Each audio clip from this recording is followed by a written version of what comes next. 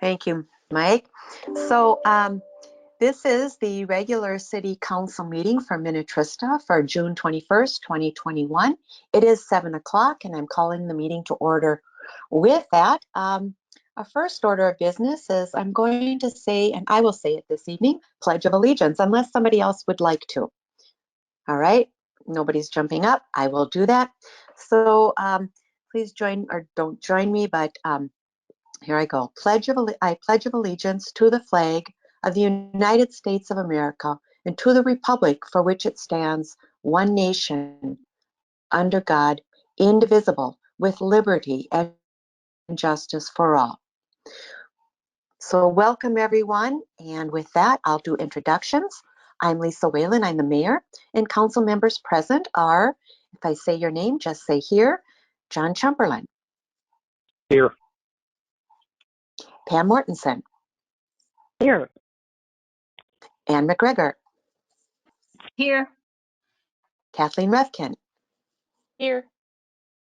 And we also have staff present this evening. We have City Administrator Michael Baroni. I am here. Community Development Director David Abel. I am here. And Finance Director Brian Grimm. Here. And our Director of Public Safety, our Chief, is Paul Falls. Here. And we have Director of Administration Ali Polfus. Here. And Public Works Superintendent Gary Peters. Here. And I believe our City Clerk is not with us this evening. So I'll move on. We have our consultants with us this evening. Our attorney with Kennedy and Graven, Ron Beatty. Here. And our city engineer, Allison Fauski with WSB. I'm here. And I don't think Adam Gadbois is with us this evening, correct, Allison? That is correct, Madam Mayor. All right, so that is everyone present this evening. So we'll move on to approval of the agenda. Are there any changes or additions to the agenda? If there are none, then is there a motion to approve the agenda as presented? This is John, so moved. Thank you, Mr. Chumberlain. Is there a second? This is I'll Kathleen. second. This is Pam. I think Kathleen seconded that. So Ms. Refkin seconded that. So all those in favor will signify with aye. Mr. Chumberlain. Aye. Ms. Refkin. Aye. Ms. McGregor. Aye. And Ms. Mortensen. Aye. And I vote aye. Lisa Whalen. Motion passes 5-0. So we'll move on now. We have no special presentations this evening. Mr. Baroni, do you have anybody signed up or emails that you need to read under persons to be heard? Mayor and Council, I do not. All right, and I don't see anybody else in attendance, Nope. so I'm going to assume we don't have anyone under persons to be heard. So we'll move on to consent agenda items. Are there any you wish to remove? Lisa, This I'd is like John. to I'd like. remove. Okay, Pam first. Pam? I'd like to remove C, approving the claims. All right, and John? Same thing. All right, so that remains item number A, approve our work session meeting minutes from June 7th, 2021. B is approve our city council regular meeting minutes from June 7th, 2021. D is a resolution to approve a step increase for Chris Sandberg, Public Works maintenance worker. E is approve assignment of easement agreement between the city and Woodland Cove. F is a resolution approving and accepting the public improvements for the ponds at Hunter's Crest. And that concludes our consent agenda items. Is there a motion to approve consent agenda items A, B, D, E, and F? So moved, Pam. Thank you, Ms. Mortensen. Is there a second? This is John, I'll second. Thank you, Mr. Chumberlain. So Ms. Mortensen made the motion and Mr. Chumberlain seconded to approve consent agenda items A, B, D, E, and F. All those in favor will signify with aye. I will vote aye. Lisa Whalen. Ms. Refkin. Aye. Ms. Mortensen. Aye. Mr. Chumberlain. Aye. Ms. McGregor. Aye. Motion passes 5-0. So item number C, I'll start with Pam. Okay, I just wanted to quickly run by the take rate sponsor refunds that were on the claims, approved claims. And I did send out an email to all the sponsors just telling them that Trista Day has been canceled. And I had a couple vendors ask and request that their sponsorship money be held over till next year, if possible. So I'm just wondering if we get that request, if it's okay if we just hold them, and if nothing happens next year, then we would refund the money. Any comments on that? If they're requesting to hold it over, I think that would be totally appropriate. They would, were any of the sponsors on the claims for this cycle? They all had, everyone that put money towards sponsorship were on the claims, approved claims. So I heard back Kennedy and Graven and Excel Energy. And Excel Energy, in particular, they're the gold sponsor. And I think it might be hard to work on getting another check through their system. So it might be easier just to hold it and then next year give it back at that point. So if need be. Well, if that was their request, I would say you could remove it. But Brian, you want to weigh in real quick? Yeah, Madam Mayor and Councilman Mortensen. The only thing I'd say with the Excel one, I think that's good because I think along the same lines as it's hard to get a contact for them. The only thing if you look on page 14 for the Kenny and Graven one, it's part of their regular monthly check. So just administratively, I'd almost rather just let that one go through. And we have enough contacts at Kenny and Graven where if we do a credit in 9 months or get another check for them, otherwise we got to void the whole check and issue a new one. So I guess my preference would be if Ron or whoever's okay with it would just be to let it go through and coordinate again with them in another 9 months, but hold on to the Excel one. Okay. Madam Mayor, this is Ron Beatty. Yeah, I'm perfectly okay with that. I let Pam know that if it was easier for her to hang on to the money, that was fine, but I understand Brian's issue, and so either way is fine with me. Okay. Great. So we'll return the check to Kennedy and Graven, and we'll hold on to Excelsior's. How's that? Excel's, I'm sorry. Great. I will let them know. I appreciate that. All right. And John, you had a question.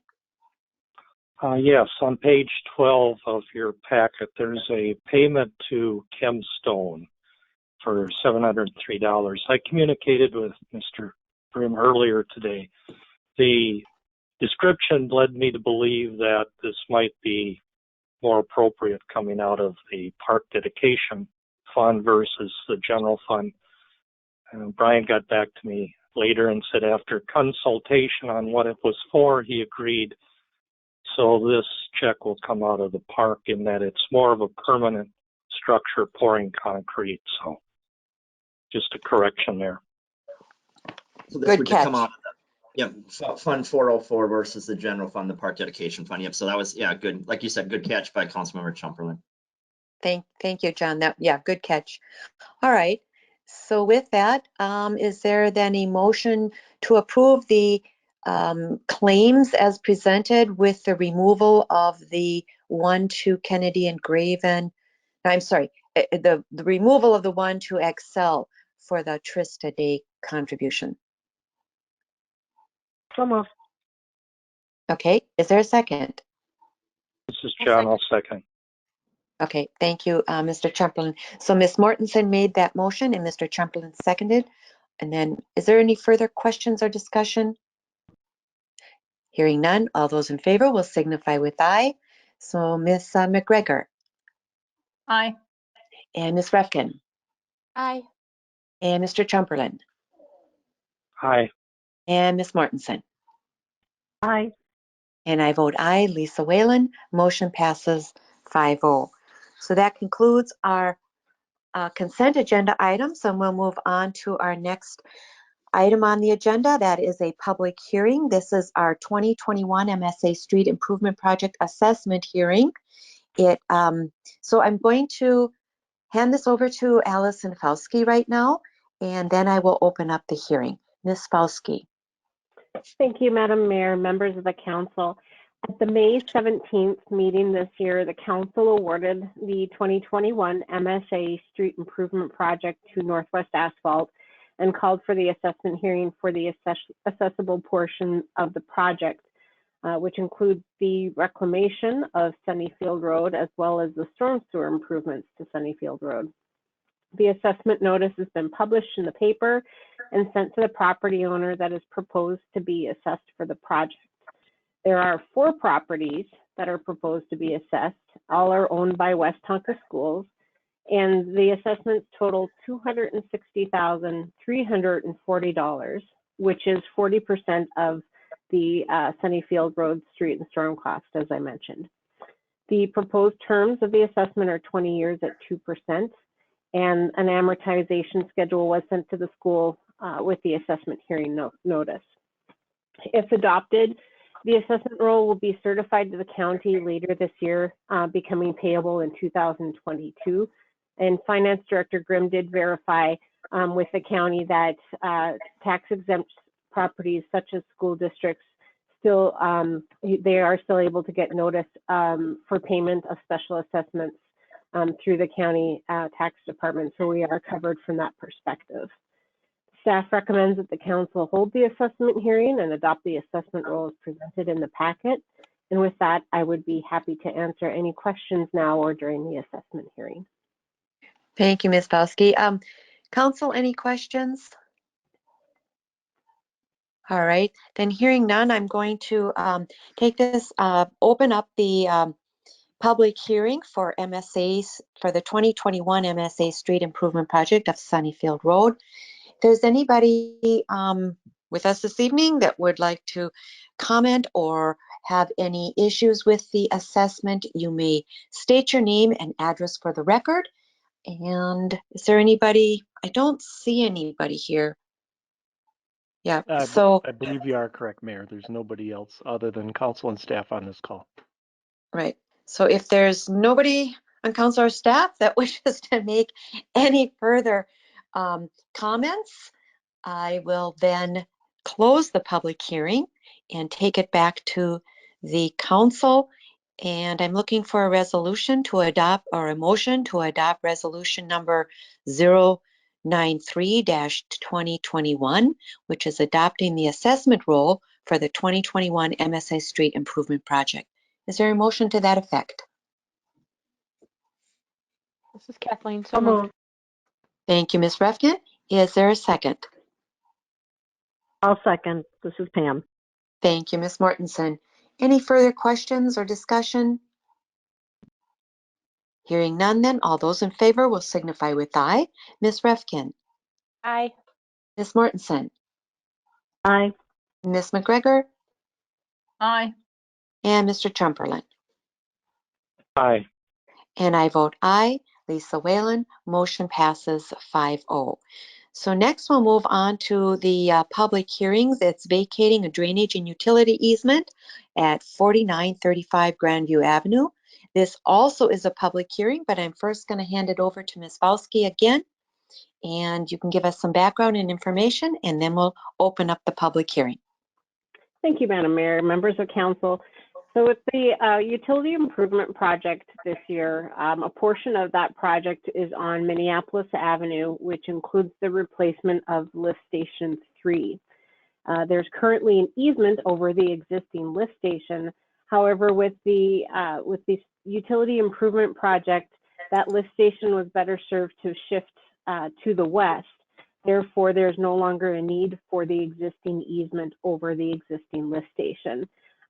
Staff has worked with the property owners to obtain a new drainage and utility easement for the new lift station location.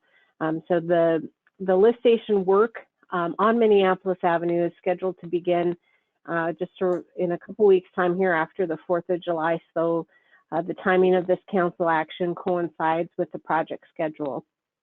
With that, staff is recommending approval of the vacation, and I'll stand for any questions that the council has at this time. Thank you, Ms. Belsky. Council, any questions?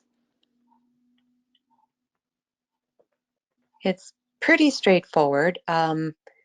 So with that, if there are no questions, I am going to open the public hearing at this time. Again, I don't see anybody else here. Let's give it a couple more seconds. All right, hearing none then, I'm going to close the public hearing and take it back to council. If there are no further questions or issues or comments, then I'm looking for a motion for vacating the drainage and utility easement at 4935 Grandview Avenue. Is there a motion to that effect? This is John, so moved. Thank you, Mr. Tremperlin. Is there a second? This is Kathleen. I'll second. Thank you, Kathleen. So any further questions or discussion? Hearing none, then all those in favor will signify with aye. I vote aye. Lisa Whalen. John? Aye. Kathleen? Aye. Ann? Aye. Pam? Aye. And motion passes 5-0. And with that, I will close the public hearing at this point. If I didn't, I don't think I did that before, so I think it's closed now. So with that, we'll move on to our business items. Our first business item is approving professional services agreement for the 2022 local street improvement projects, which include Jennings Cove. And again, that's Ms. Falsky. Thank you, Madam Mayor. This evening before you is the proposed 2022 Street Improvement Project Professional Services Agreement. The project includes the following urbanized streets: Jennings Cove Road from County Road 151 to West Cove Lane, East Cove Lane, West Cove Lane, Upper Cove Road, and Cove Circle. The average 2017 pavement rating for these streets was 52, and the roads have continued to deteriorate since that time and requires the public works crews to spend time and materials to patch the roads. In addition to that, we've had several residents contact city staff with concerns over the condition of the road. Subsequent to that, to the pavement ratings, there was some coring data obtained in July of 2017, and based on those corings, removal and replacement of the pavement was presented as the option for the street improvement project. Other work within the proposed project includes replacement of severely damaged curb and gutter, which we estimated, I believe is around 35% of the curb and gutter in place. A minor replacement and additions to some storm sewer facilities within the area, and then installation of sanitary sewer inflow and infiltration barriers, and of course adjusting the manhole castings within the street. On June 7th, the council held a neighborhood meeting for the Jennings Cove neighborhood to discuss the proposed project and provide the residents with historical assessment amounts, since a portion of the project costs are proposed to be assessed. Given the feedback received from the residents and direction from council, we are looking for approval authorization to proceed with the project in 2022. And WSB has prepared a professional services agreement for council consideration to prepare the feasibility study and plans and specifications necessary for the project. We also propose to update the city specifications with this project so that they reflect the newest edition of the MnDOT specifications that were released earlier this year. This would be the first project going out for bid that we would want to have those MnDOT specifications incorporated into the city documents. Bidding services is also included in the proposal, and the hourly not to exceed proposed fee is presented in the packet is $73,992. Staff is recommending that the council approve this professional services agreement for the 2022 street improvement project. We'd be happy to answer any questions that the council has at this time. Thank you, Ms. Falsky. Yeah, council, any questions? I'll start with Pam. No questions. All right. Kathleen. No questions. And Ann. No questions. And John. Do have one if Allison, if it's easy to answer. What are the changes in MnDOT's 2022 specs? Is it something that a layperson could understand? Madam Mayor, Councilmember Chamberlain, I am not aware of the detailed specification updates. They can vary from how it's written in their documents on how items are paid. So I am not into that level of detail. I can certainly provide the council an update if you so desire. Well, the reason I guess I ask is I looked back at last year when we were doing the road and I didn't see an update of specs then. So is this not necessarily a yearly affair? Oh, that is correct, Councilmember Chamberlain. MnDOT usually, it depends. I think the last time they updated their specifications was like 2018. So it was about 3 years ago. And that was a big overhaul for the 2018 specifications. So I don't anticipate it'll be a large number, but we certainly want to make sure that we're in line with MnDOT specs. Okay, thank you. You're welcome. Thanks. The only comment I have is, so we also, the city has specifications for our local streets. So and we updated those just a year and a half ago. So I want to make sure that the MnDOT specs are at least as good or stringent as ours, because I know we added extra bituminous for paving. So I want to make sure that that doesn't get changed back to if MnDOT doesn't have that depth, because I think we have 4.5 inches. Is that correct, Ms. Falke?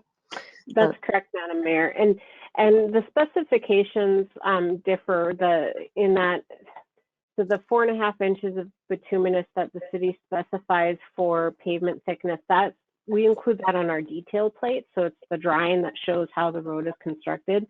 The specifications are the I'll just be blunt, the long verbose area, verbose section that talks about how we pay things, how we do things. Now, there's certainly sometimes that the city does vary from MnDOT specifications, and we can do that, and we have done that in our Division 2 specifications when we want to vary from MnDOT. But other than that, we want to make sure that we're aligning where appropriate with MnDOT. Okay, great. That's what I was wondering. Yep. All right. The only other comment is Superintendent Gary Peters and myself, we received an email from the president of the HOA in Jennings Cove, and they did apparently there's a resounding yes, they do want to keep that trail that is currently there. And I don't know how many people were copied on that, but just want to make sure that that gets incorporated into those plans. Thank you for the clarification, Madam Mayor.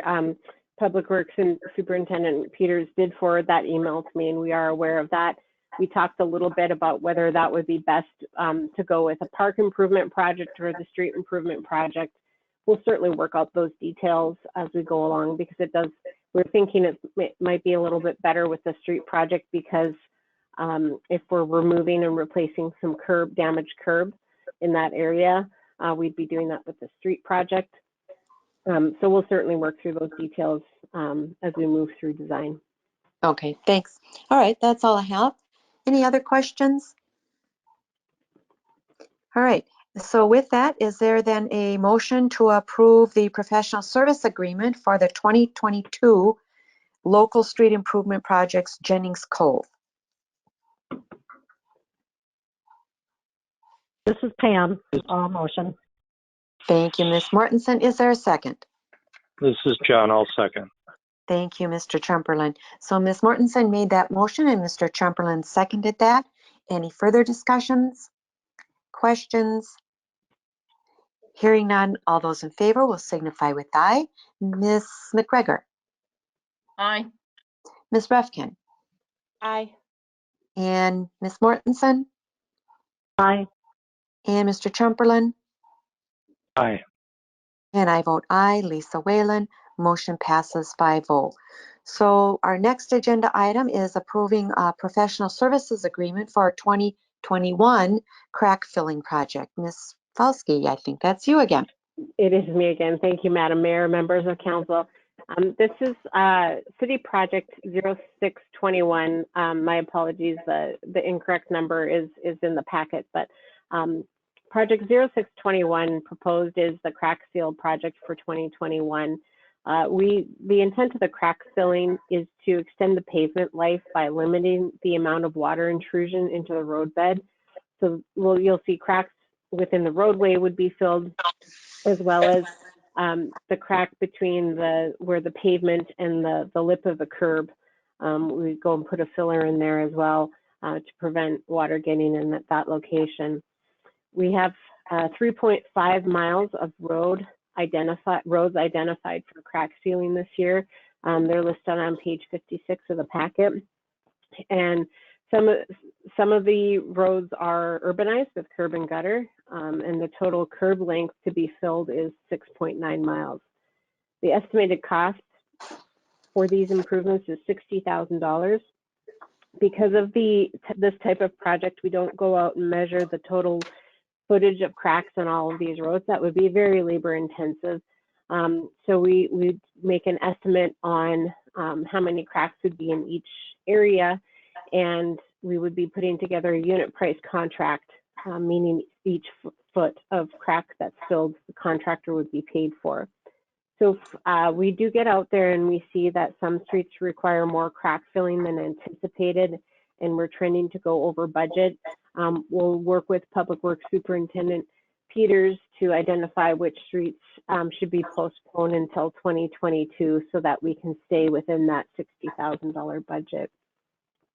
WSB proposes to prepare the quote package and then perform construction services, which includes part-time construction observation for this project on an hourly not to exceed basis, not to exceed $11,382.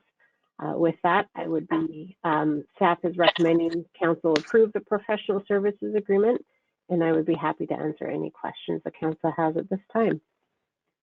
Thank you, Ms. Fauske.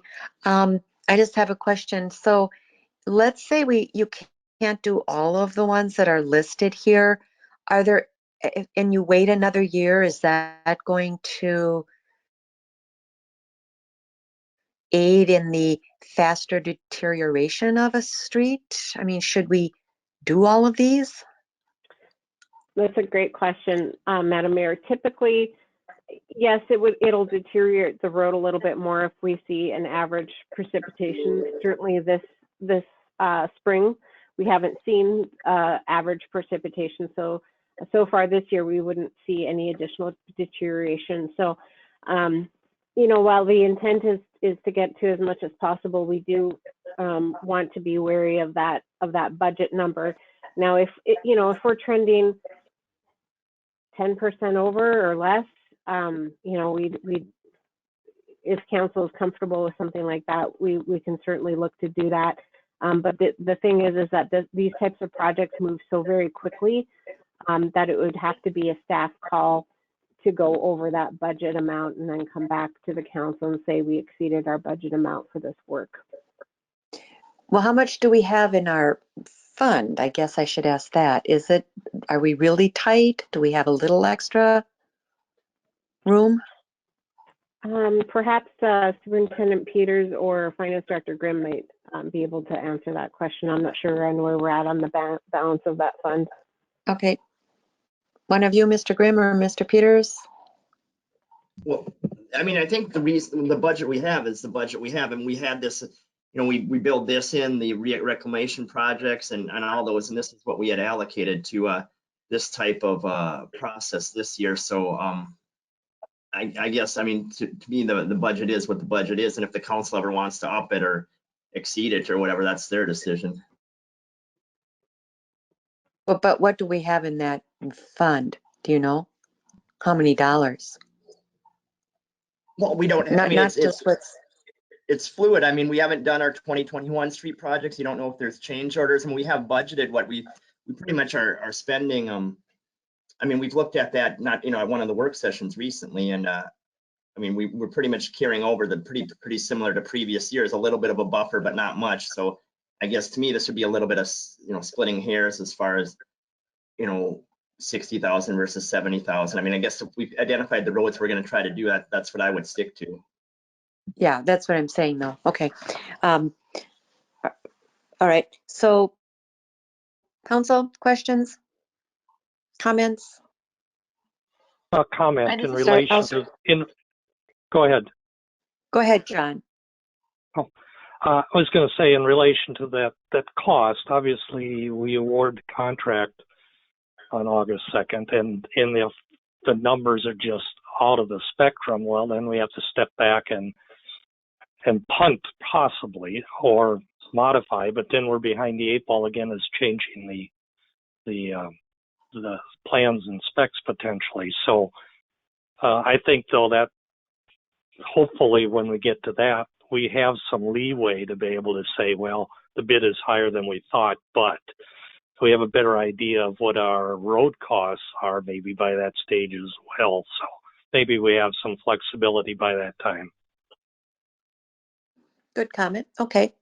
Who else was going to say something? It's Ann. I was going to ask something very similar to that. I was going to say that after what we went through in the spring with the prices going up, did we think that maybe prices would be higher on this and we would need to a lot more money for it? Right. So that kind of plays into John's comment, maybe wait until we get the bids back and then take a look at it and then see what we want to do from there. Yes. Same. Okay. Yep. Okay. Anybody else wanted to jump in? Okay. All right. So we are looking for any other comments, Pam? No, I'm good. I think that's a good way to go about doing it. All right. And then Kathleen? Nope, I agree with them. Okay. So then we're looking to approve professional services agreement for the 2021 crack filling project. Is there a motion to that effect? So moved. Kathleen, so moved. I think Ms. McGregor got that and Ms. Refkin seconded that. Is that correct? Yes. Okay. Thank you. All right. Then all those in favor will signify with aye. I, Lisa Whalen, vote aye. Ms. McGregor Aye. and Ms. Refkin, Aye. Mr. Chumperland, Aye. and Ms. Mortensen. Aye. Okay, motion passes 5-0. So we'll move on then to approving of our labor agreement for the 21 through 23 labor agreement with the LELS Local 343. This is for our police supervisors union. I'm going to hand it over to Ali Paulfus. Thank you, Mayor. The existing police supervisors labor agreement expired on December 31st, and they've been operating under the current terms of the expired agreement. The Personnel Committee recommends the approval of a new 3-year labor agreement. And I will just kind of walk through the changes made from the previous agreement to the proposed agreement. So for insurance for 22, the city will contribute according to the tier chart, which was approved by the City Council in January of 2019. There will be a reopener in both future years, 2022 and 2023. Both sick leave and vacation were approved via an MOU in January of 2019 as well, and we are just including these changes into the current contract so the language is up to date. And to walk through the wages, so for 2021, the sergeants and lieutenants would receive a 3% base wage increase. In addition, they will receive longevity pay steps after 4, 8, and 12 years. The sergeants will receive a 1.25% longevity after 4, a 1.25% after 8 years, and then a 1.5 longevity step after 12 years. And then the lieutenants would receive 2% at 4, 8, and 12 years. In 2022, both sergeants and lieutenants would receive a 2.75 base wage increase, and they will also receive the same longevity steps as the year prior. And then in 2023, sergeants and lieutenants would receive, again, a 2.75 base wage increase in 2023, and they will receive the same longevity steps as the year prior as well. In total, this amounts to an 8.5 base wage increase over the 3 years. The longevity steps now begin for sergeants at level 4 and for lieutenants at level 2, and they increase at 4, 8, and 12 years. Keep in mind, for all rate increases, it is time in their position or in rank, not time in bargaining unit. And you can see an example provided there in your memo. And then obviously the dates of the contract have changed, and the personnel committee is recommending approval. I don't know, Mike, if you wanted to add anything else, but we can answer any questions you may have. No real big additions to what Allie went through. That's the nuts and bolts of the contract. But as the personnel committee is aware, but for the benefit of the other council members, we do crunch a lot of numbers and make sure that we are looking at market rates that are comparable to cities our size. And in general, in this area of the metro, I mean, if there's a city similar in size on the opposite side, we may consider it, but in general, we focus on the cities that are near us as well. So again, these are market-based, and we're looking at the good work that these people do, and we're trying to make these positions competitive for these 3 individuals. And that's all I have. Thank you. Yeah, I'll just add real quick. Pam and I were part of the personnel committee and reviewed this, and we definitely want to make sure that we try and keep our good personnel, because as we are finding out, it's very, very difficult replacing them. So that's all the comments I have. Council questions. I'll start with Ann. Nope, no questions. I'm fine with everything. Thank you. And John? Question on something that wasn't being adjusted here, but question on the holidays on page 79. Being Juneteenth is now an official holiday. Obviously, that's went into service after the date of this agreement. So will that be put in later, or how does that work? Council member and Mayor, the Juneteenth thing obviously just got passed like within a few days ago. My guess is that as we get into 2022, we will probably be incorporating that language for that federal holiday and how that impacts city services for all our labor union contracts, not just this one. So that's a great point, but I'm sure we'll be pursuing that and adjusting accordingly. I don't want to be the first one out of the box on that, so it's always good to see what other cities on how they're handling that. We can learn from what they're doing, and but you're right, that'll have to be incorporated in this at some point in time here before next year. Thank you. Any other questions? Let's see, who haven't I asked? Pam, you were on the personnel committee, so you probably don't have any questions. No questions. All right. And Kathleen, did I ask you yet? No questions. All right, thanks. All right then.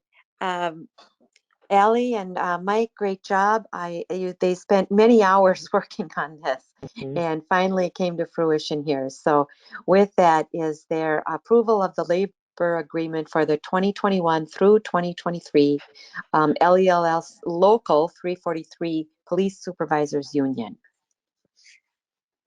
This is Kathleen, so motion. Thank you, Kathleen. And is there a second? Suzanne, I'll second. Sam, I'll second. I think Ann beat you to it. So Ann made that second. All those in favor will signify with aye. I'm Lisa Whalen. I vote aye. Ann McGregor. Aye. I think that was aye. Okay. And Kathleen Refkin. Aye. And John Chamberlain? Aye. And Pam Mortensen? Aye. Okay, motion passes 5-0. So now we'll move on to accepting the coronavirus local fiscal recovery funding plan established under the American Rescue Plan Act, or ARP. Mike or Brian, which one of you will take this one? Mayor and Council, I'll start, and if I forget something, I'll let Brian chime in. So we've participated in a couple of webinars by the League of Minnesota Cities. They're working with the Office of Minnesota Management and Budget. Those two entities were tasked to help cities, counties, et cetera, whoever's getting ARP money, kind of work their way through what's going on. Tonight, what we're doing is we're essentially asking the council to pass a resolution to accept the plan at the city level. And then eventually, later this summer, we hope to be able to accept the funds because we've accepted this plan. As mentioned when we were talking about a previous topic tonight, we do have the possibility of a delay. It's all going to depend on the furloughs, potential furloughs for state employees, and MMB employees or state employees. If that happens because our legislature is still playing around, I guess, with passing a budget, they're going to do a special session, ongoing special session. If that gets resolved before July 1, probably no problem. But if it's after July 1, those state employees, among many others, will get some furloughs, and then that may delay not only our city, but many other cities getting their ARP funding and probably a whole bunch of other things. So as mentioned, when we were talking about broadband, these ARP funds do include improving infrastructure, whether it's water and sewer related, wastewater, which we don't have related, or broadband. And that's kind of the focus of this. These are for costs incurred through 2024. And that means you've obligated the funds, and then you can still spend them up until the end of 2026. When you have these large infrastructure related things, sometimes it takes that long to get these funds delivered and the project completed. So with that, I'm looking for, other than unless Brian has a few comments, looking for approval of a resolution that's in your packet to establish the funding plan under the ARP for the city of Minnetrista. Thank you, Mr. Brony. Council, any questions? I'll start with Pam. No questions. All right. Kathleen? No questions. Anne? No questions. And John? No questions. All right. So with that then, is there a motion to accept the coronavirus local fiscal recovery funding plan established under the American Rescue Plan, or as other words known as ARP? This is John, so moved. Thank you, Mr. Chamberlain. Is there a second? This is Ann, I'll second. Thank you, Ms. McGregor. So Mr. Chamberlain made that motion and Ms. McGregor seconded that. All those in favor will signify with aye. I vote aye. Lisa Whalen. Kathleen Refkin. Aye. John Chamberlain. Aye. Ann McGregor. Aye. And Pam Mortensen. Aye. Motion passes 5-0. So that concludes all of our business items. So we will now move on to administrative items, staff reports. Mr. Baroni. Yes, thank you, Mayor and Council. Just a few items to bring up for you tonight. Our next meeting is not for 4 weeks, a month away. We'll next meet on Monday, July 19th, and that meeting will actually be in person instead of virtual. So I think that's going to be a breath of fresh air for all of us that have been kind of enduring all these virtual meetings over the last 15, 16 months or so. We will have some more information about meeting back in person as time goes on and we get closer to the next meeting. Just a reminder that city offices will be closed on Monday, July 5th. That's in observance of the Independence Day holiday the day before on Sunday. And then one final item, as you noticed in your info packet, Sergeant Mike Kokish is retiring, and there are some celebrations planned on Thursday, July 1st, late in the afternoon from 2 to 4 over at the public safety building in the police training room.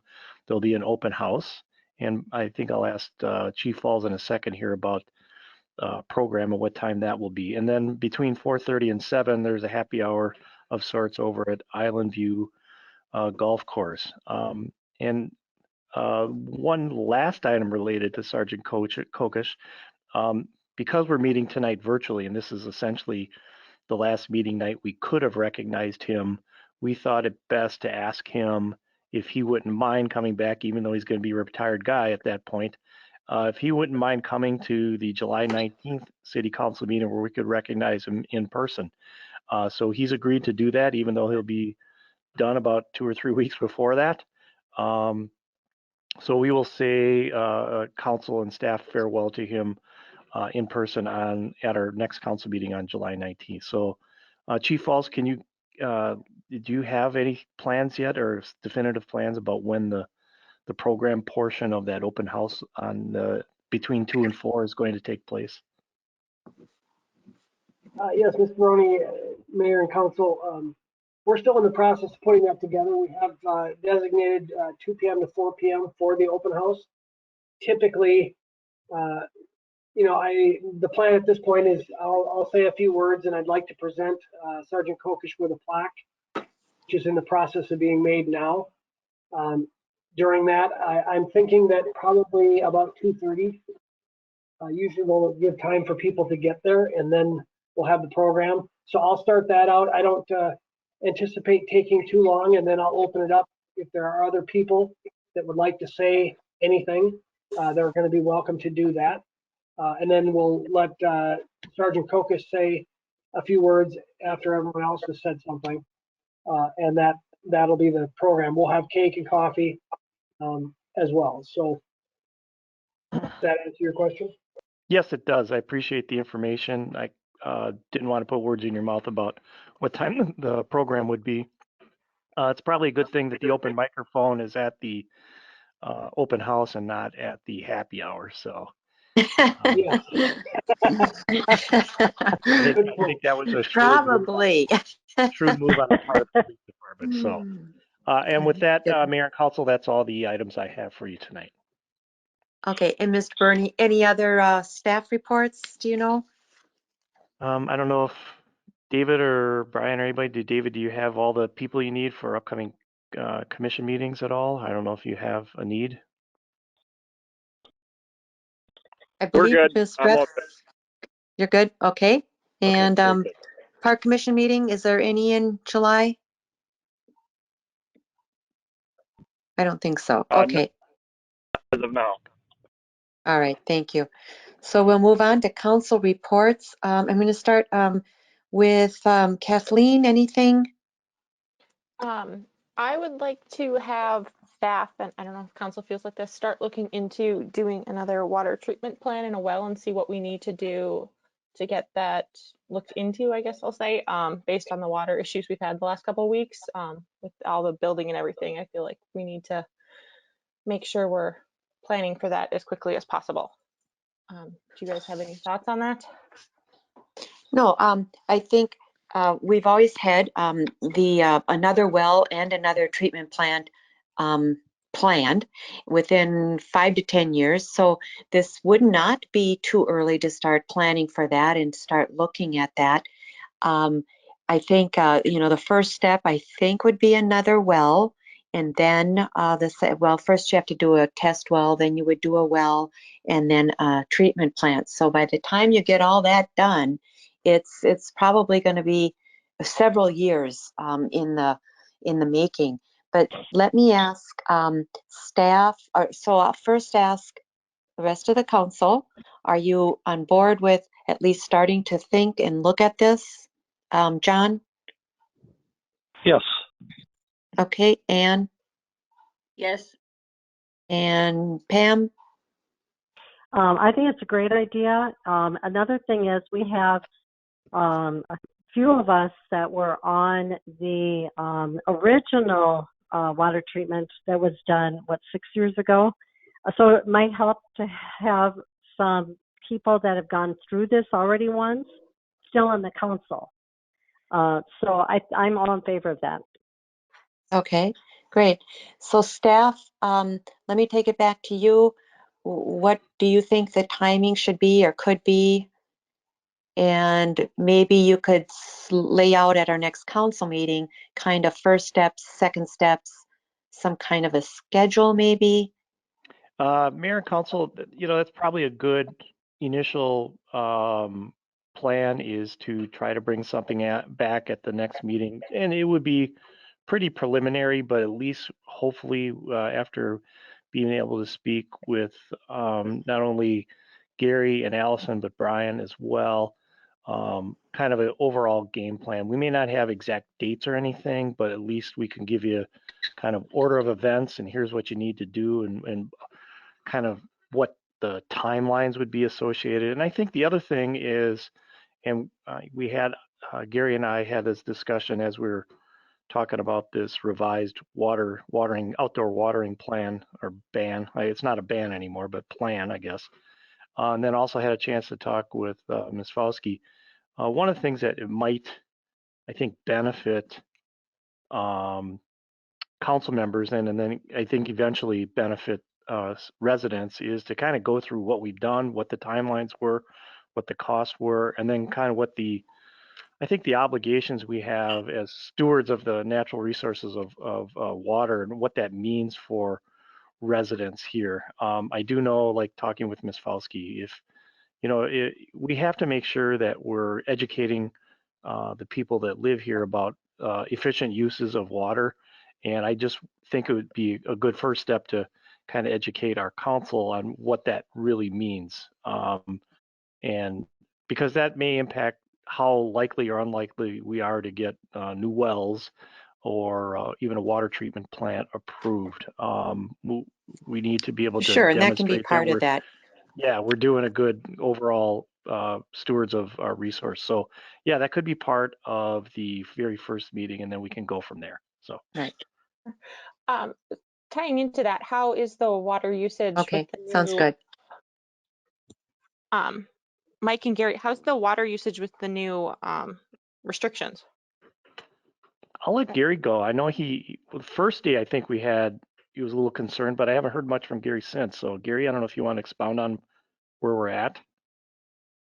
Well, I mean, every day we water, the tower levels are dropping to about 13 and a half feet, which is not great, but we are recovering enough during the day time period before the evening rush starts to get back to it. So we are keeping up with it. So not ideal situations for fire protection, but we are at this point keeping up at least with the water turn demand. Okay. Yeah, and I think the balance, council member, is we want to allow people to do some watering, but what we don't want them to do is they generally get 3 or 4, depending which week you have. We just want them to cram 3 or 4 days of watering into 2 days. Now that they're only being allowed to water for 2 days. So again, that's the education piece that we're going to have to do with our residents to make sure that, we don't want their grass to be lush green. We'd love it to be, but that's going to be rain dependent. Even just a little brown might be okay, but so that's our challenge here. So as Gary said, he's keeping an eye on it. Okay. And then this one's probably for Chief Falls. How do we enforce it? I mean, when the cops are driving around, are they making notes of people that are, watering at 5 o'clock in the afternoon and then getting a warning? Like, how are we enforcing it? I know in my neighborhood, I see people watering at like 2 in the afternoon. So I'm curious what the process is on that. Yes, Madam Mayor and Council, that's a great question. Bottom line is because of the volume of people that were originally violating the restrictions, we just printed up essentially a flyer with those rules on it. And we found that the worst time of violation was actually the very early morning hours. which was a challenge for us because we're down to one staff member at that time of day. And if they're not tied up on calls, they can certainly address that. And so we've been handing out warnings, and then we document each and every one of them. So if we get repeat violations at the same address, then we would give them a citation. And we've had, it's probably several dozen warnings that have been distributed to date, although that number is now being reduced because they are getting warned. Okay, thank you. All right, anything else? Yeah, the only other thing I had is I wanted to circle back. I know earlier in the year I brought up the police gun range, and I was wondering if we could get that brought into a work session to talk about here, maybe in August. I don't know how busy Chief Falls is now that they're down 2 people. Yeah, that's a good point. Chief, what do you think? Well, I would certainly love to begin that conversation. I think that August at this point seems quite a ways away, so that I think we could at least start having a preliminary discussion about that, and then based on that discussion, I can certainly fine tune and get some updated numbers and dial it in so we can have additional discussions from that point. So that would be great. Okay, and you'll just let us know whether it's the first meeting or the second meeting in August then? Sure, I can work with Mr. Baroni and see. I'm not sure what the work session schedule is that far out, but I'll work with staff and we'll plug it in there as soon as we can. Okay, The only comment I would have is usually the August work sessions are pretty full with trying to come up with the preliminary tax levy and preliminary budget. This could maybe be part of that discussion or even at the regular meeting, but I know the August work sessions are usually pretty full with talking budget stuff for the September preliminary tax deadline.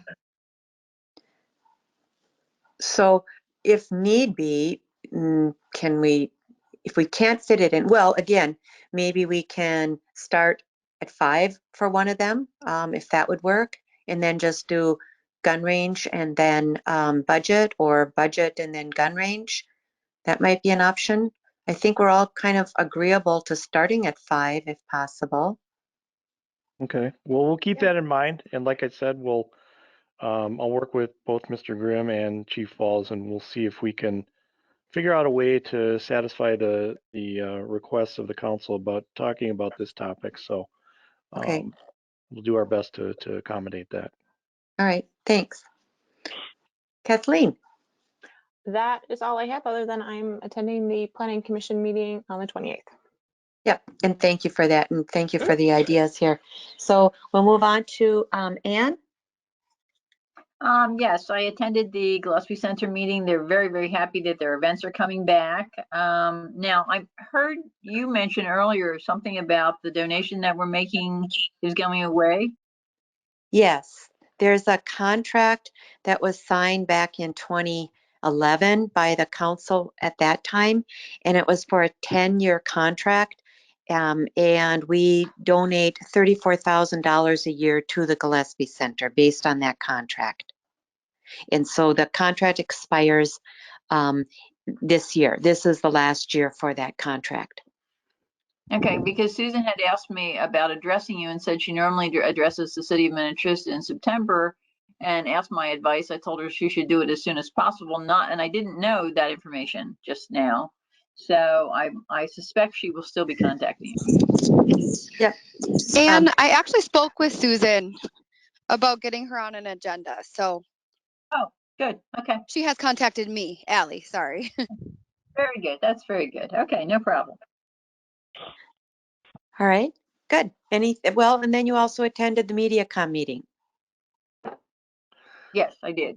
Yes, and I said that it turned out a lot better than I thought it was going to. Yep. Okay. All right. We'll move on to John. A couple of items. One, attended Pioneer Sarah Creek monthly meeting last Thursday. Two things off of that. One, we approved, commission approved the 2020 audit.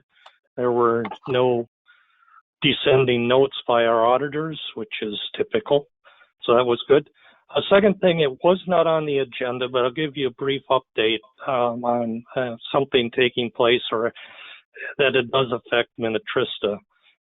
Staff, specifically Mr. Peters, reached out to me in early May about a couple of residents on the south side of Highway 15, just west of Deer Creek Road.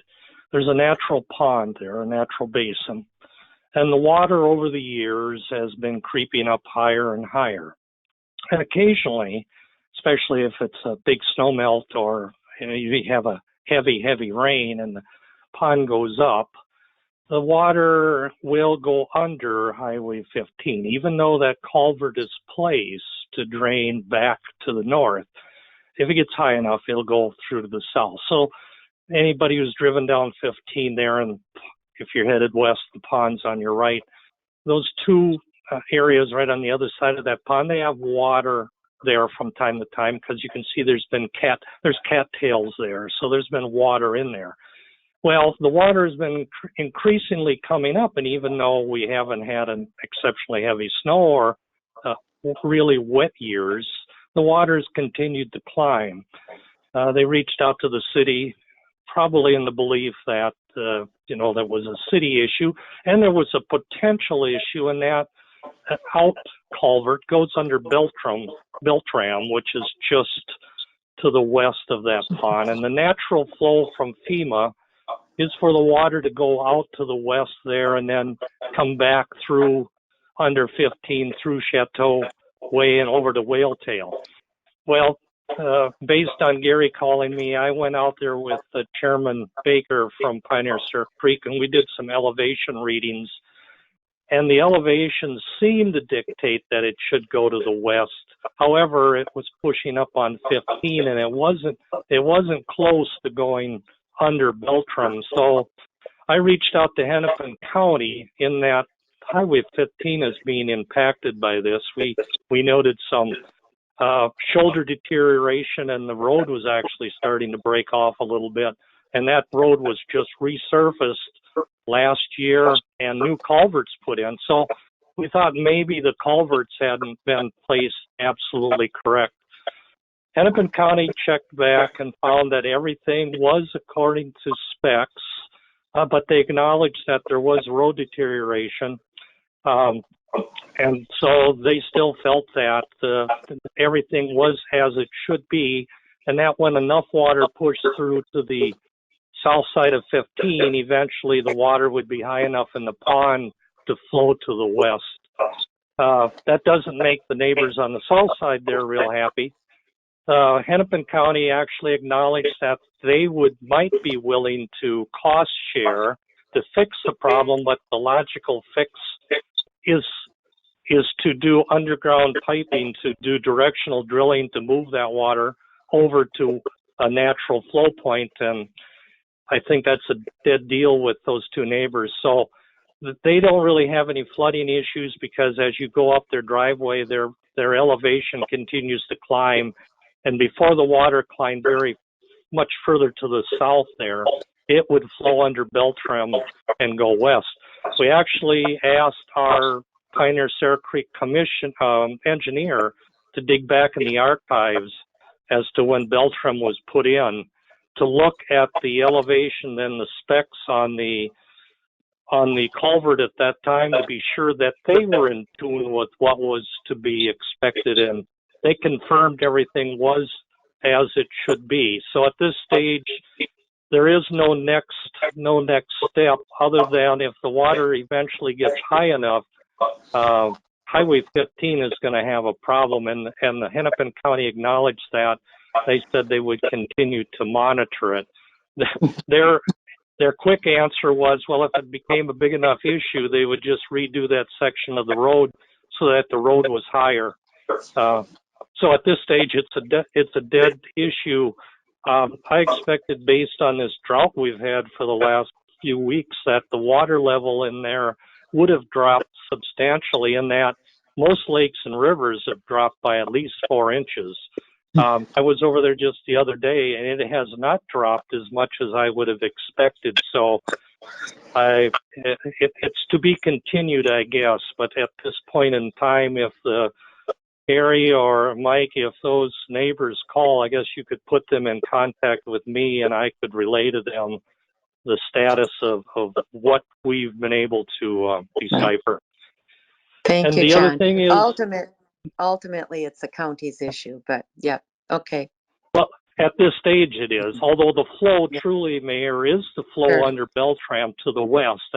And when it was infringing on the Yeah. County Road 15, it was not close to going through that culvert yet. So, Okay.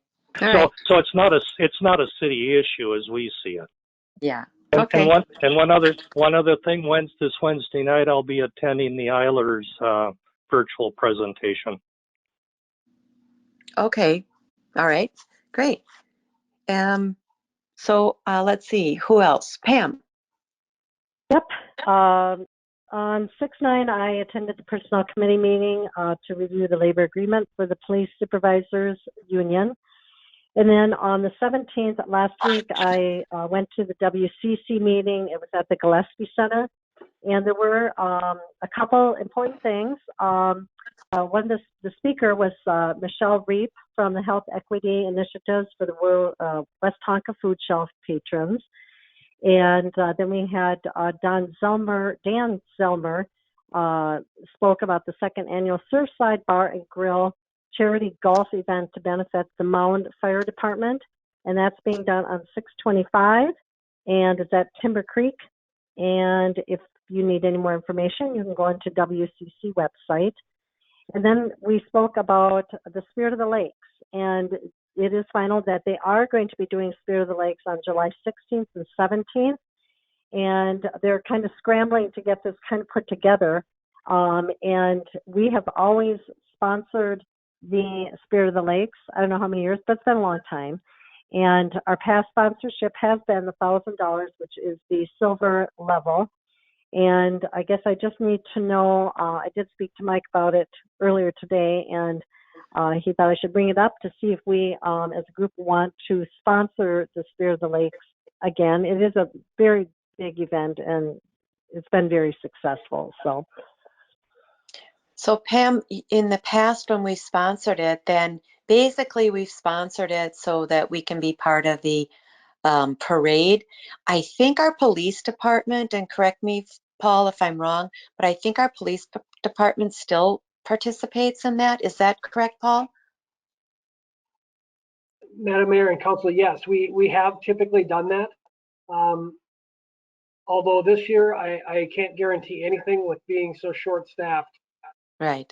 And our call volume is definitely up, so we are extremely busy. Okay. And then the other thing that so you can participate in the parade and then you get a booth, and we've never done the booth. And so I don't know and I don't think we've done it for several years, obviously not last year, but I'm pretty certain we didn't do it the year before either, just because we kind of said, well, this is a Mound event, but if other people have specific desires to participate, that's up to you. Council, I'll ask John. No comment, I guess. Okay. Kathleen? No comment. I don't. All right. Anne? Yeah, I can go either way. All right. Pam, are you interested in participating in the parade or at the booth? Because otherwise there would be no reason for us to participate. I would not be available to do the parade. It is late notice on their part, and they are scrambling to get this all together. Yeah. So I don't know. I guess being that we aren't going to be able to probably do the place in the parade, and nobody else is able to. And the showcase booth, what we did use it 1 year, and then we gave it to different organizations if they wanted it. And I have not approached anybody for that. So yeah, I think here's my take on it. I think for this year, again, short notice and so on, we should just pass. And it sounds like the rest of the council is okay either way. So let's just pass and see what happens next year. Okay, I will let them know that. All right. Also, the membership fee for 2021 is due, and they're just sending out the applications now. And I think, Mike, is it $300? Is that what we pay for membership for that? Mayor and Council, I believe that's correct. That'll keep us in the organization so we can participate. So I believe you're correct. So is that something? I think it's worthwhile. It is keeping, in touch with business owners. And I give them updates on Minnetrista at those meetings. So I think it's worthwhile. It is. And I think it's part of our budget too. This is for the WCC? Right. Yeah. Okay. Yeah. Yeah, I think we should continue for the little bit. Okay. Great. All right. I think that's it. Thanks, Pam. All right, so I have a few things. Yes, I participated in the Personnel Committee meeting and also in the meeting with MediaCom, and I agree with Ann, it went better than I thought it would. And also, we had a Regional Council of Mayors meeting. It was hosted by the Savage Mayor down in Savage, and this was just kind of like a social time, kind of get back to know each other again. And then also attended the Northwest League again in person, and the speakers were from the League of Minnesota Cities and Pat Nauman with Metro Cities, kind of updating all of us regarding the status of the past, current, I guess, legislature. And then also just one comment. So Kathleen and Mike and I had been agreeing to get together to for a fire district meeting, and Mound has been trying to set it up, and it just seems like we're kind of running into roadblocks. We have all agreed, and we knew, we agreed to the dates, and then we get a notice saying that, oh, other people have conflicts. So we're still waiting on that. And I'll have to talk with Kathleen and Mike where we want to go from here if they don't get one scheduled pretty soon. With that said, there's just one other thing I wanted to touch on. So as Mike said, well, two other things. As Mike said, we had our in-person meetings starting again July 19th. And actually, just kind of for your information, that is by my declaration. So I will be signing a declaration that we will be starting our in-person meetings again on 19th of July. One other item, I received an email, and I believe our city clerk received an email as well from Kathy Stepanek, and she is requesting a reduction on one of her parcels. She has 4 parcels on Minneapolis Avenue, and she would like the city to consider reducing the assessment for one of her parcels. I'm going to hand this over to Ron, and he's going to he's privy to this, and he can describe what's going on and tell you what the legal qualifications are. Ron? Yeah, Madam Mayor and Council, this is with regard to the public improvement project the city considered a public hearing for 2 weeks ago. That was the night that you held a public hearing and adopted an assessment role for the portion of the public improvement project that this property owner is concerned about. As the mayor indicated, and as we've talked about on a number of occasions at the council meetings over the years, the entire process with regard to special assessments is controlled by the statute. And it's a multi-step process that is very specific. In order to be able to appeal your special assessment, the first step is that you need to file a written objection to the assessment, to the proposed assessment, and file that either with the clerk in advance of the public hearing or present it to the presiding officer, the mayor, at a council meeting. Failure to do so waives the right to pursue an appeal.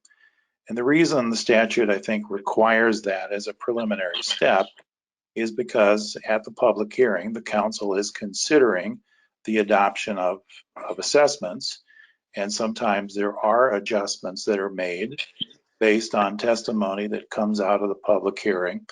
And it's only fair for the council to be put on notice if anyone has an objection or a question about the assessment. And again, failure to do so means that you've waived your right to appeal the assessment unless failure to do so is for what's called reasonable cause. Assuming that you have filed a written objection, then the next step is to pursue the appeal, and that's done by serving the mayor or the clerk with a notice of appeal that has to be done within 30 days of the adoption of the assessment rule. And then after that, within 10 days, that appeal needs to be filed with the district court. What you're really doing at that point is starting a lawsuit. Thus, the serving of the mayor or the clerk, as you would in a normal civil lawsuit, and filing with the district court. So again, the failure to object, filing a written objection, does waive a property owner's right to appeal unless failure to do so is for a reasonable cause. That's not defined by statute, and I think purposefully so, because as you can imagine, there are any number of reasons that a court might view failure to appeal as reasonable, but that's something for a property owner to argue to a court and convince a court. In this case, the property owner that the mayor is mentioning did not file a written objection. In fact, there were no written objections filed before or at the hearing 2 weeks ago. So unless she can indicate or prove that her failure to do so was for a reasonable cause, she's precluded by statute from pursuing the special assessment or the appeal, I'm sorry. So that's a statutory outline that is not city rule, that's state statute. It's pretty strict, but that's what we've all come to know and love and live with over the years.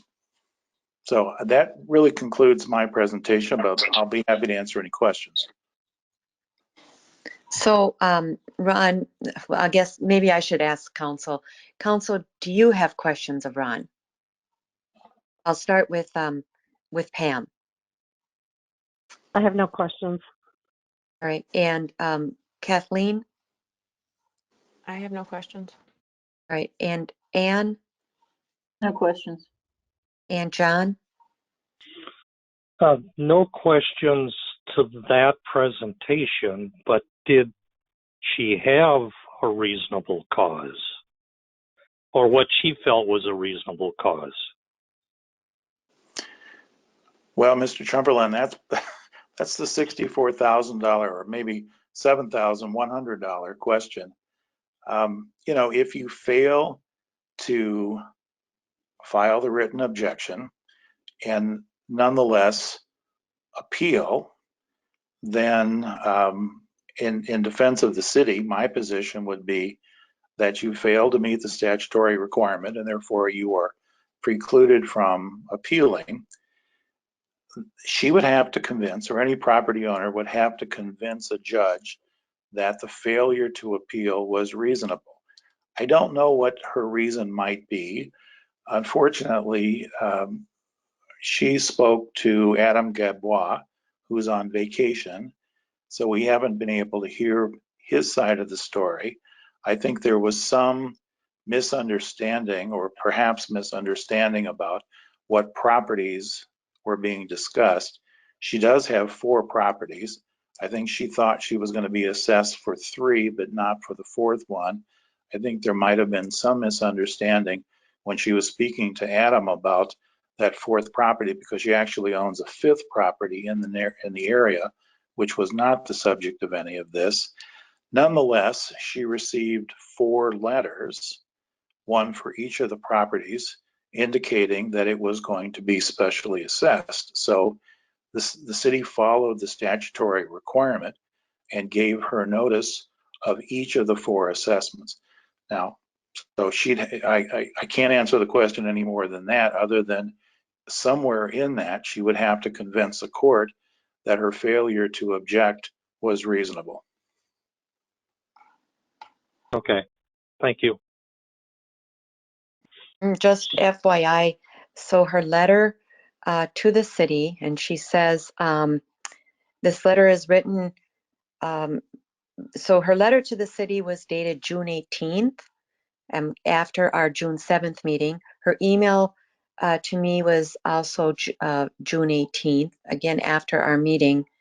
And so I just wanted to clarify that.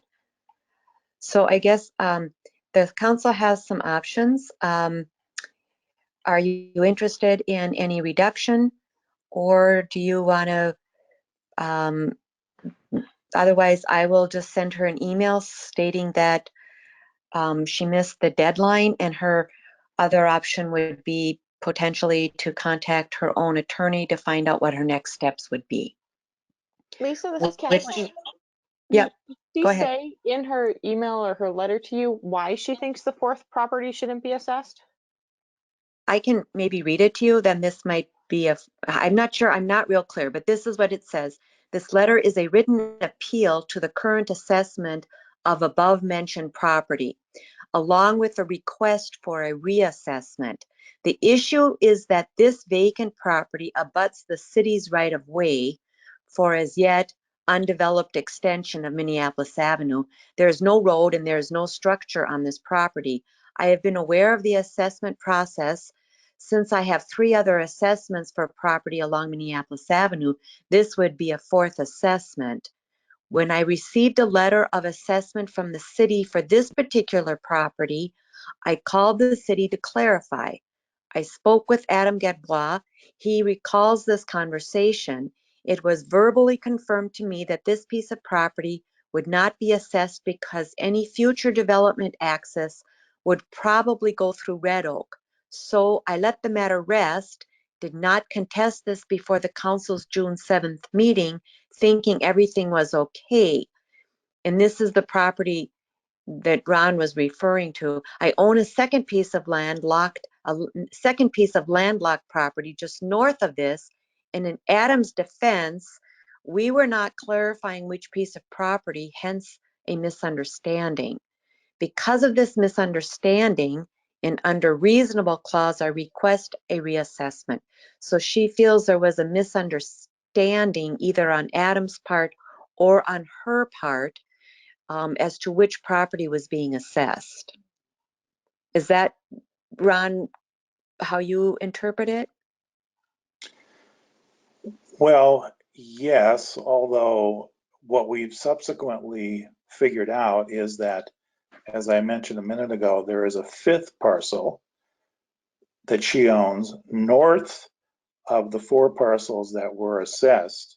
What was confusing is the issue about access.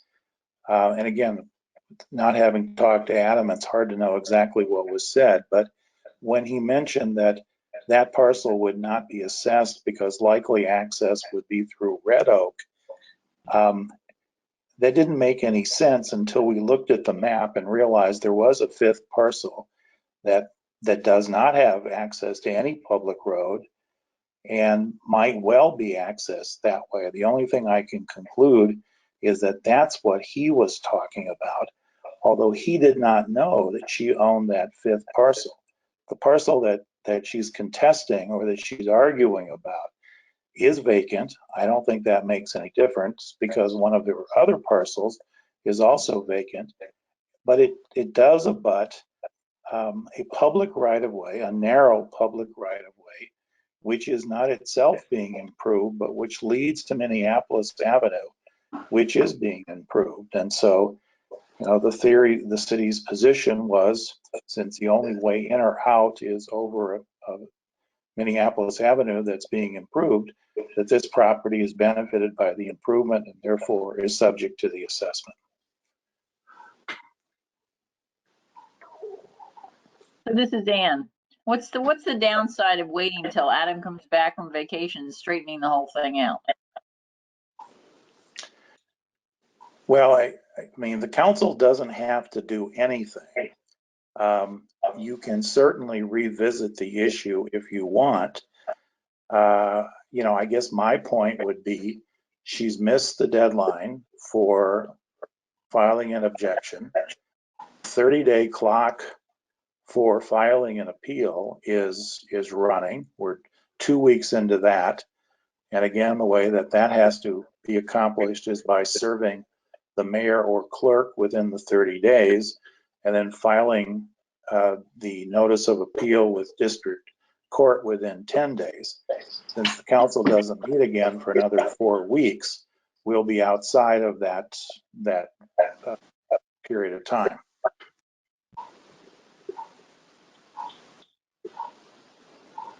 So But I would also point out, again, even if the council wishes to revisit and to change the assessment, that can't be done tonight. That would have to be done with a new hearing and new notice.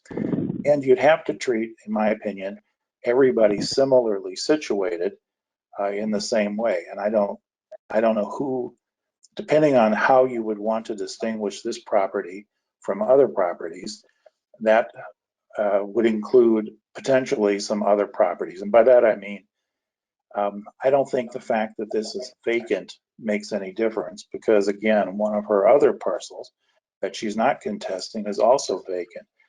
What seems to be an issue is that it doesn't border Minneapolis, or doesn't abut Minneapolis. It's on a small public right-of-way, unimproved right-of-way that leads off of Minneapolis. But there are 2 other parcels that are also being assessed that are also on that same small stretch of public road. So I think they would be similarly situated. Hey, Ron, would it be okay for me to do a screen share with the properties in question? Yes. So if you look at this graphic, 119 and 117 have houses on them, and she owns those. And then 118 and 112 are the other ones that she owns, and those are vacant properties. And this dark line that runs kind of through the red circle is basically a 15-foot, how did you describe it, Allison? public right road. of way. Yeah, Mhm. so it's a public It's right of way. It's vacant. It's not Yeah. being utilized. Yep. And when Ron was talking about a couple other parcels, 111 here and 110 are also off of that, so they don't abut Minneapolis Avenue, but they have houses on. I believe there's houses on both of those. There's just no house on 112 and no house on 118. And 111 and 110 aren't contesting, obviously. No. And I think again, the confusion, I think when Adam was talking to her, I think he was looking at the 4 parcels that are within that red circle. But the fact is, yeah, she owns Right another above it. one up there where Mike's cursor is, which I don't think Adam realized, No. but We didn't obviously the today. property owner did. And I think that's probably where the idea about that parcel would get access through Red Oak and therefore should not be assessed for a Minneapolis Avenue improvement. I mean, if 112 were ever developed, and again, I don't think the fact that it's vacant is of any legal significance, but if 112 were ever improved, I think access would clearly be off of that public right-of-way. Right here, which dumps onto Minneapolis. Hey, Ron, this is Pam. On the letters that the residents get, does it say on there the deadlines in their body of the language there? Yes, the letter is very clear. I mean, the statute, again, this whole process is statutory, and the statute tells us exactly what has to be included in the letter.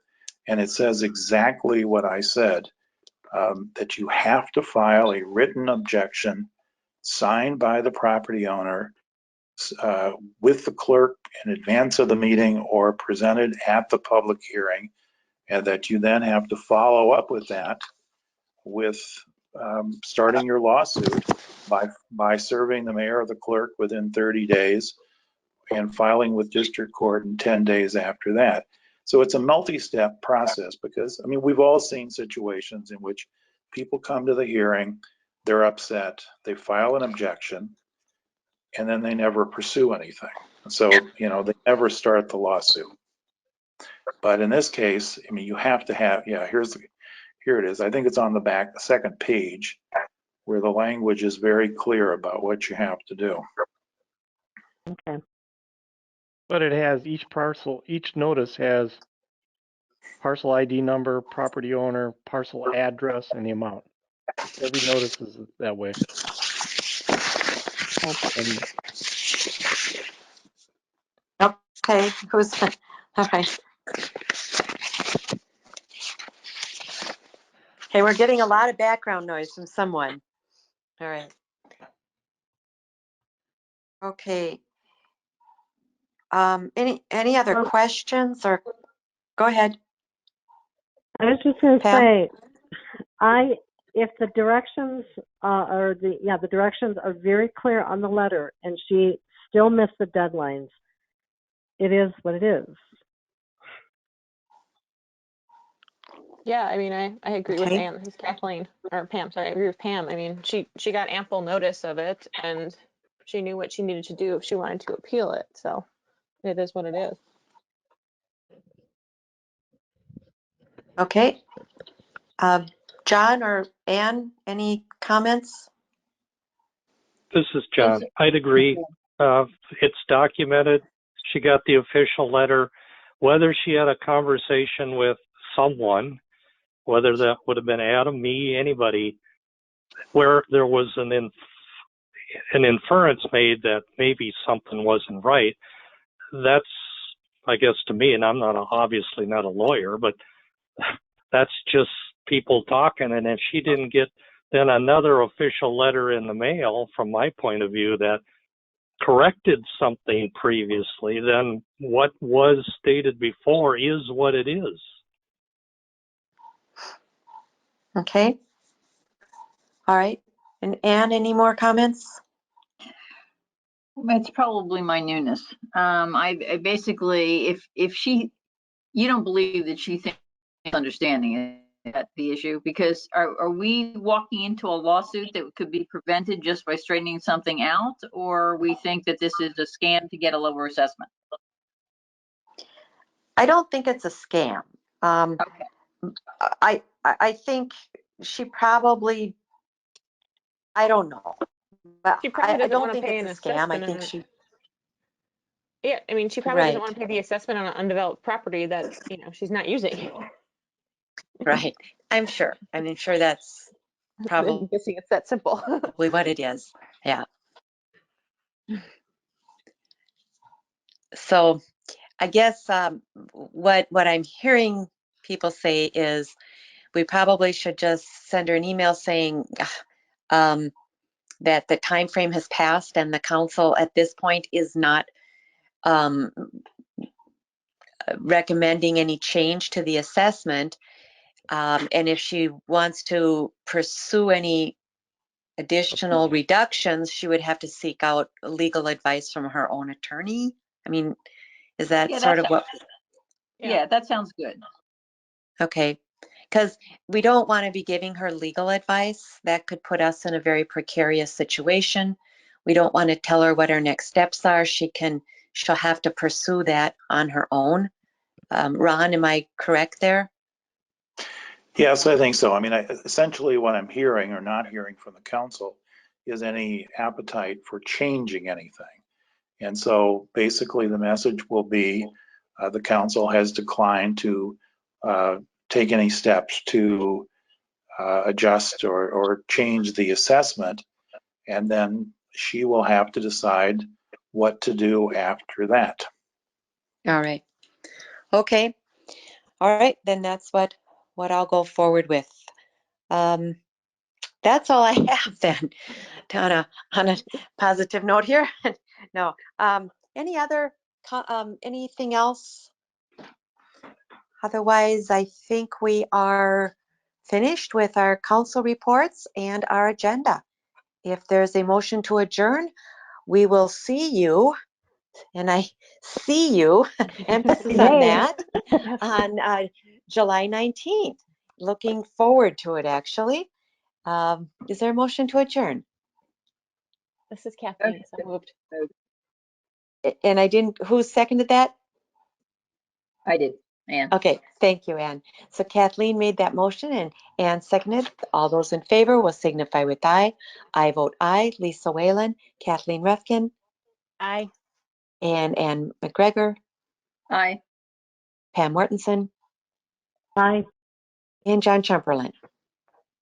Aye. Thank you. We are adjourned and have a safe and happy 4th of July. Good night.